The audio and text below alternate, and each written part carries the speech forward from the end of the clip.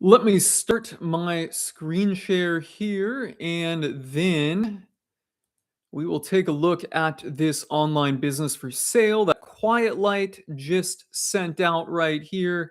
It is a 17-year-old email service provider SaaS that was recently listed for sale. It is making $125,518 per year in profit, and they are asking $375,000 for it. That is a 3x valuation multiple.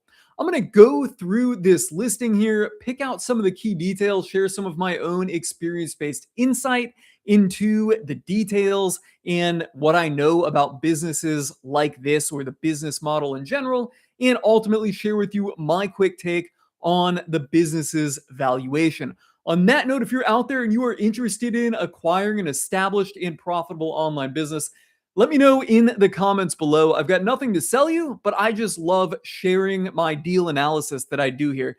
I've personally acquired, sold, and currently own a handful of online businesses. Actually, at the moment, I own 2 online businesses, so not quite a handful there, but I've acquired, started, and sold a handful of online businesses. And I just love going through the business listings, picking apart the details, seeing if there's any opportunity there. A lot of the ones I look at are not right for me, or they're not at the right time, but I still love to look at the listing. So if that's you and you love looking at these online business listings too, and you're considering acquiring one, or maybe you have acquired and want to acquire more, you know the drill. Smash that like button to help me out in the YouTube algorithm. Hit that subscribe button so you get all of these videos here as I do them.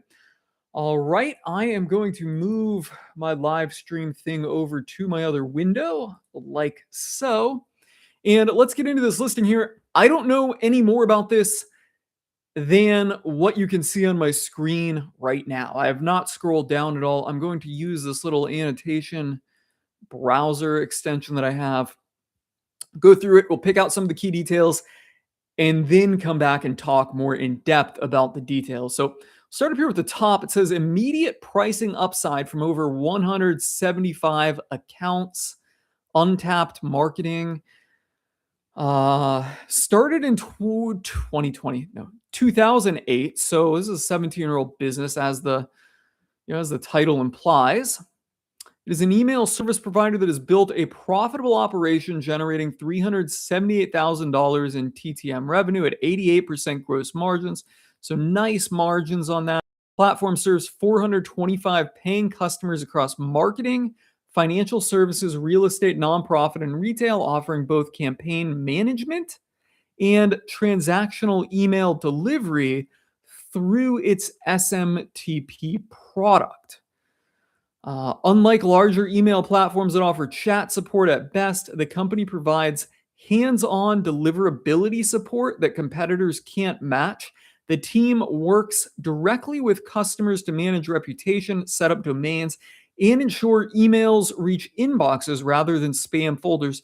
The service model has delivered 97% annual revenue retention and long customer tenors, including one account on the platform for 15 years. It continues to refer new business. The current owners acquired the business in December 2024 and restored profitability within 12 months by cutting ineffective advertising, right-sizing the team, and eliminating unused software. The business now generates positive cash flow with essentially no marketing spend, leaving significant room for a new owner to invest in growth. Pricing upside is already in motion. About 150 legacy accounts have received price increases with minimal customer losses. Another 175 remain on rates unchanged for 5 or more years, representing $25,000 to $40,000 in additional revenue. That's interesting. So we'll come back and talk about this, I think. The sale includes an experienced technical team willing to stay, 2.1 million prepaid list cleaning credits worth approximately $5,800, and self-hosted infrastructure to be expensive and time-consuming to rebuild. A new owner inherits a stable cash-generating business. Okay, let's talk about what this business does first, because I think I was caught a little bit off guard, or at least I didn't quite know what it was, and I was not expecting it to be this as I interpret it now. What it seems like they do is they run cold email deliverability accounts. So if you run a cold email outreach campaign for your business, I'm very knowledgeable on this cold email outreach stuff. I've actually got one running right now to a list of over 20,000 people, and it's going to be running for a full year with multiple steps in the sequence. And I've done this before for other businesses, but the process starts with setting up a bunch of email accounts and warming them up such that you're never sending like hundreds of emails a day from one email account. Rather, you have a bunch of different email boxes, like 50 to 100 email boxes. And you send 25 max messages, maybe 30 at the very tip top. I personally cap it at 25 per day from each one of those email boxes. So that way you're not getting caught up in the spam, and the email messages are getting delivered. And I think that this is doing something like that, where they're setting up those email boxes, monitoring the deliverability, and there's some other settings you can tweak to optimize email deliverability, and probably rotating out email accounts that are just, getting marked as spam. And with these email accounts, they also have different domains. So like if you're sending out thousands of emails like I am, you'll have 100 different mailboxes spread across 20 different domains, 5 of them each. And you kind of have to monitor it, rotate out the bad ones. And it seems like that's what they're doing here, where it says offering both campaign management and transactional email delivery through its SMTP, Simple Mail Transfer Protocol. So yeah, they're in some way involved in that, and it seems like both just setting up and monitoring the email accounts and also running the campaigns. That said, I'm a bit surprised they don't describe this as a cold email outreach business. Maybe that is not what it is. I don't really know what else it could be. It's something certainly related to cold email, because well, never mind. They say transactional email delivery here. Possibly the same concept applies to transactional emails as well. So maybe they're on a subscriber list, but they're sending out a lot of transactional email. And in that case, they need to have accounts. I may be missing it. Now that I'm focused more on this transactional email deliverability, maybe it's not so cold email oriented. But that is my take on what the business does. Let me know if you've got a different take on what this business does, or what you think it does, in the comments below, if you think I'm missing that by a mile. Nonetheless, I'm sure they are highly involved in setting up email boxes and monitoring deliverability. And they've got an 88% gross margin. That is high and characteristic of a digital product business like what we're looking at here. Now, this is where things get interesting. The current owners acquired the business in December 2024 and restored profitability within 12 months. So just 1 year ago, it's January 2026 that I'm recording this, this business was not profitable. So they were able to restore profitability in 12 months. And then they start talking about, you can increase revenue, and subsequently 88% of that revenue flows back to profit. Or does it? No, 88% flows to gross margin, excuse me, because the revenue is 378, the income is 125. But still, it's roughly a third of it flows back to profit. And if everything that's not gross is fixed, I guess nearly 88% of that does flow back to profit. So they can increase costs, but I don't know why, or they can increase revenue on their existing customer base, but I don't know why they haven't done that. I'd certainly want to flesh that out. Overall, I think there's something to like here. It's a fairly priced digital product business at 3x.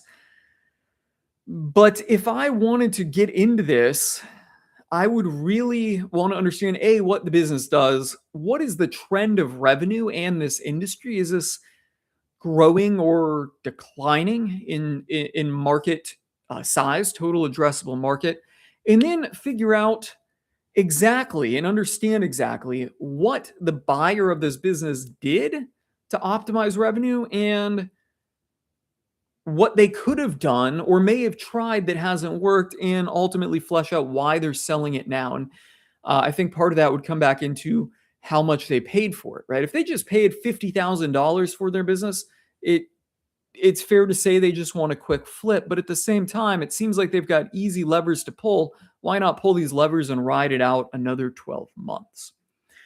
Um, so yeah, there's a little something here. Let's talk about the valuation here. I did say it was fairly valued at 3x.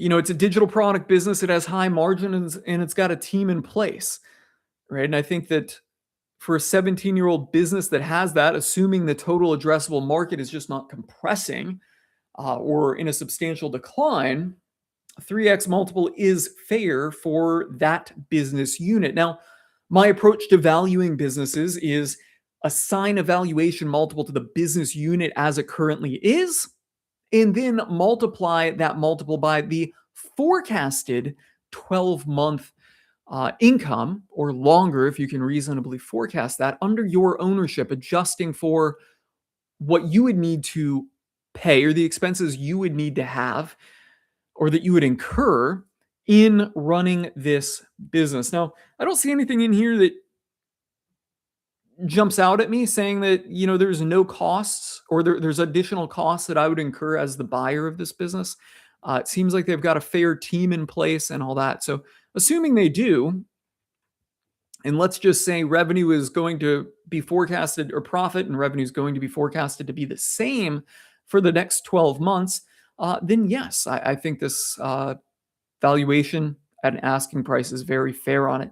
If it's in a decline, which I don't see how that would be the case, considering the whole teaser has established that it's improved over the last 12 months, then I think the number starts getting a little loftier, right? You'd want to multiply that 3x by the forecasted income.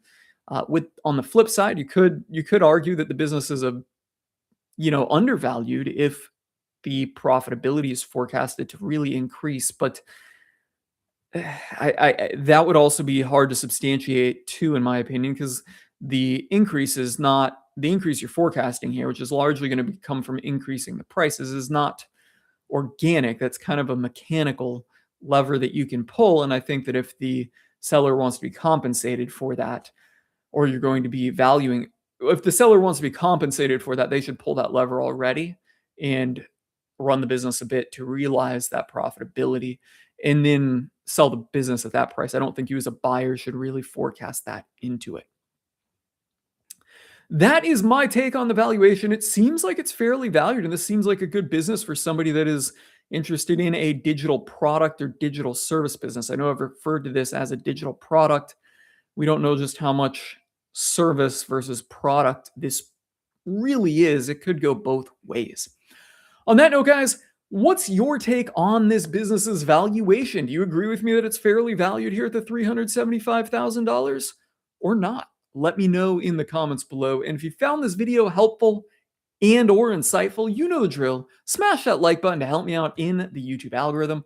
I am calling it a wrap and signing off on that note.